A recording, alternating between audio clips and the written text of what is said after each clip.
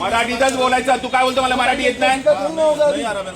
मराठीतच बोला. तू उद्या डीआरएम कडे कंप्लेंटचा नंबर कर. तुझा नंबर डीआरएम कडे कंप्लेंट करणार. तुला मराठीतच बोलावं लागणार, नाही तर तुझ्या राज्यातून काम करायचं. हा नाव काय? संजय तुपलोंडे. तुम्ही मला सांगता तुम्ही याच्याशी हिंदीत बोला. काय साहेब, 4 दिवसापूर्वी सीएम साहेबांचं स्टेटमेंट आहे, जीआर आहे की महाराष्ट्रामध्ये मराठी बोललं पाहिजे. महाराष्ट्राचा कायदा आहे. मराठी आपली अभिजात दर्जा प्राप्त झालेली भाषा आहे. त्याच्यामुळे प्रत्येक राज्याला मराठीचं मानपान आहे. आणि तुम्ही बोलता की तुला हिंदी येत नाही म्हणून. प्रत्येक राज्याला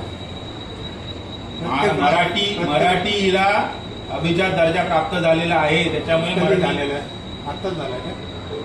अरे यार, तुम्हाला हेच माहिती नाही. किती वर्ष सर्व्हिस झाली साहेब तुमची?